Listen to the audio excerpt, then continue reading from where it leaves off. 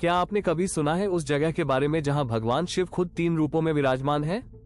त्रयंबकेश्वर ज्योतिर्लिंग, जहां से मां गंगा का भी गहरा रिश्ता है।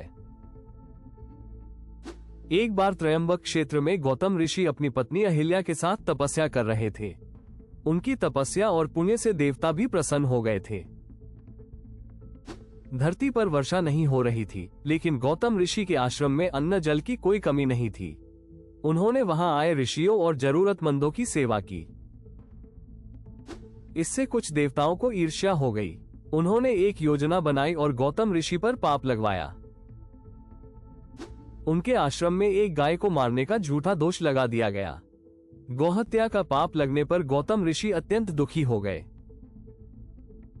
ऋषियों ने कहा, यदि आप इस पाप से मुक्ति चाहते हैं तो गंगा माता को पृथ्वी पर लाकर स्नान करें और एक शिवलिंग की स्थापना करके भगवान शिव की आराधना करें। गौतम ऋषि ने कठिन तपस्या की। भगवान शिव प्रसन्न हुए और गंगा माता को धरती पर उतरने का आदेश दिया। गंगा माता ने गोदावरी नदी का रूप लेकर धरती पर अवतार लिया। गौतम ऋषि ने वहीं स्नान किया और शिवलिंग की स्थापना की। भगवान शिव स्वयं वहां प्रकट हुए और त्रयंबकेश्वर ज्योतिर्लिंग के रूप में वास करने लगे। हिबिस्कस विशेषता। त्रयंबकेश्वर ज्योतिर्लिंग की सबसे खास बात यह है कि यहाँ शिवलिंग पर 3 मुख त्रिदेव ब्रह्मा, विष्णु और महेश स्थित है। इसलिए इसे त्रयंबक कहा जाता है।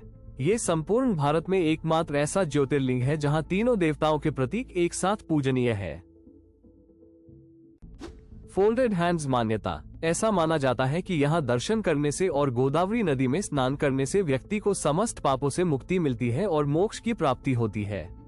कृपया चैनल को लाइक और सब्सक्राइब करें। बहुत बहुत धन्यवाद।